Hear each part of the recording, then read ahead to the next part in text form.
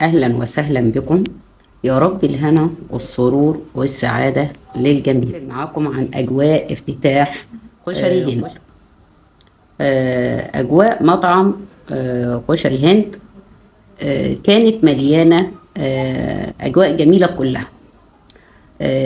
لو هنتكلم عن بداية مشروع مطعم كشري هند بمركز ومدينة سموسة بشارع بورسعيد. هما مجموعة شباب بدأوا مع بعضهم مطعم في مطعم لغاية ما وصلوا لسلسلة مطاعم في شتى المحافظات، وكان ليهم نصيب في انهم المطعم الثامن ده ان هم يفتحوا في شارع بورسعيد بمركز ومدينة سموسة. بس الافتتاح كان مختلف تماما عن اجواء اي فرحة لاي مشروع. بيكون حد مقبل على اي مشروع بيعمل اجواء عاديه كده، زي مثلا جي زي اي فرقه استعراضيه. انما اللي حصل في مطعم كشري هند كانت اجواء مليئه بالفرحه وادخال السرور على اهالي مركز ومدينه سموسة. خلينا من الاجواء. الناس الشباب الجميله اللي هم اصحاب المطعم هم سباقين للخير، يعني هما من محافظة المنيا. بالرغم ان هما ذبحوا ووزعوا، يعني ما قالوش ان احنا لا احنا نوزع عندنا في محافظتنا محافظة المنيا ونذبح في المنيا ونوزع على اهالينا الغير قادرين من اهالينا في محافظة المنيا. ولكن هما من اول يوم اعتبروا نفسهم ان هما من ابناء محافظة بني سويف وبالتحديد مركز سموسة. فكان اكرموا اهالينا الغير قادرين وادخلوا السرور عليهم بجبر الخواطر. كمان وزعوا اكتر او في حدود 8000 علبة كشري على برضو على المرضى في المستشفى وعلى الجمعيات الخيرية وعلى أهالينا المستحقين الغير قادرين من مركز سموسة وضواحيها. فالشباب دول يعني ما شاء الله عليهم سباقين للخير.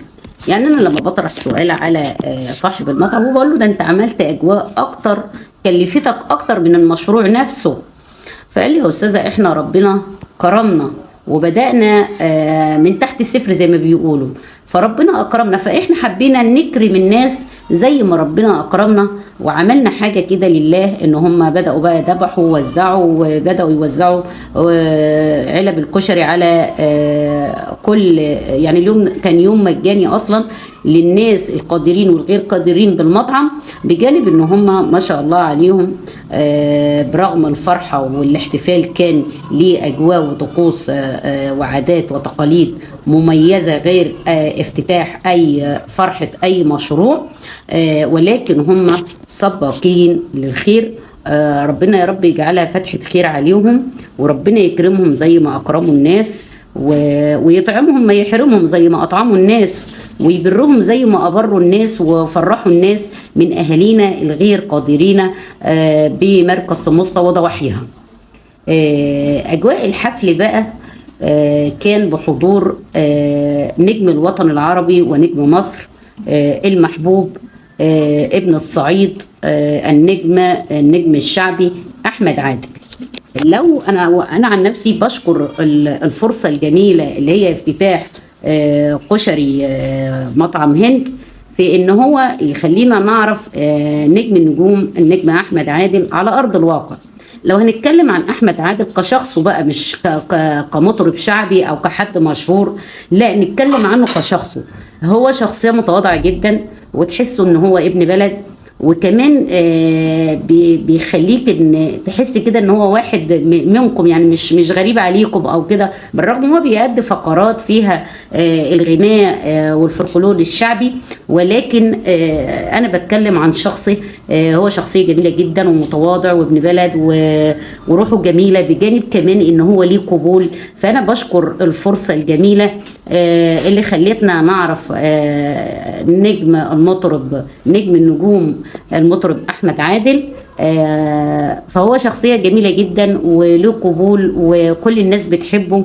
فانا بوجه ليه كل التحية وكل التقدير للنجم المحبوب نجم النجوم، الصوت الجميل فعلا، صوت الكروان، النجم الشعبي أحمد عادل. كل التحية وكل التقدير ليه، وبالتوفيق ليك على طول دايما يا رب. نرجع تاني لأجواء الاحتفال بمطعم كشري هند. طبعا كمان لو هنتكلم عن الجودة بقى، الجودة حاجة جميلة جدا. خلينا اقول من افضل المطاعم على مستوى الجمهوريه، مش هقول على محافظه بني سويف، على مستوى الجمهوريه. يعني انا مش بقول كده رياء ولا نفاق، فعلا دي حقيقه.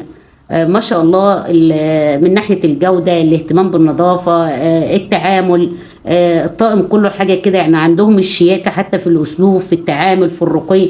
فهم فريق ما شاء الله، يعني عندهم خبره في ان هم يتعاملوا مع العميل ازاي. فمجموعة شباب ما شاء الله، يا رب يجعلها فتحة خير عليهم. كمان بوجه بقى رسالة لشعب سموسطة.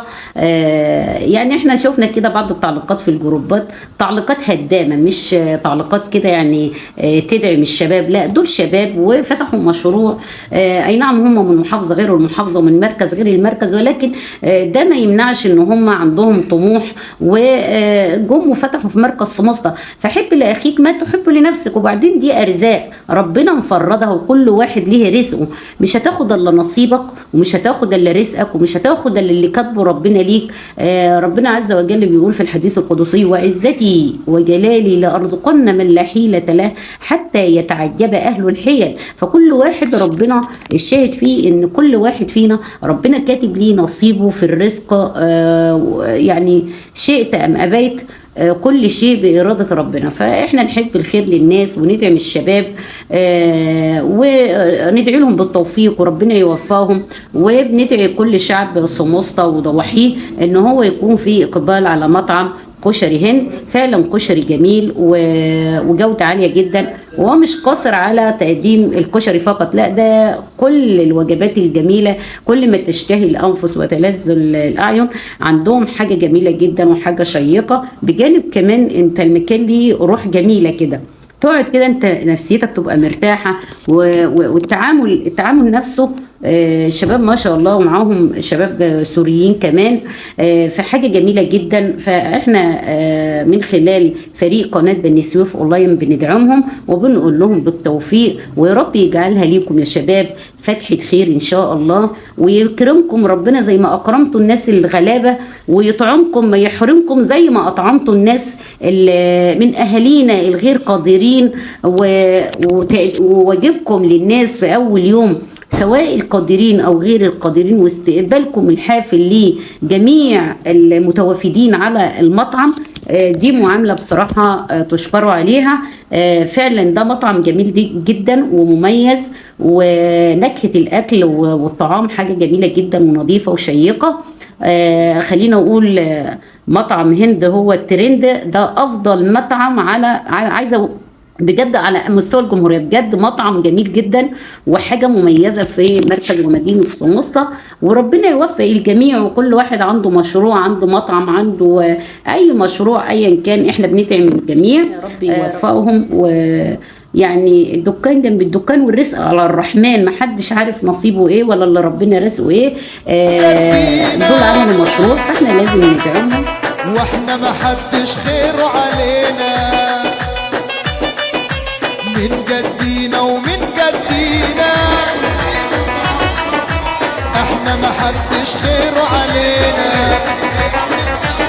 يقولوا الناس لو تاج سيرتنا، يقولوا الناس لو تاج سيرتنا، يسلم ابونا اللي مربينا.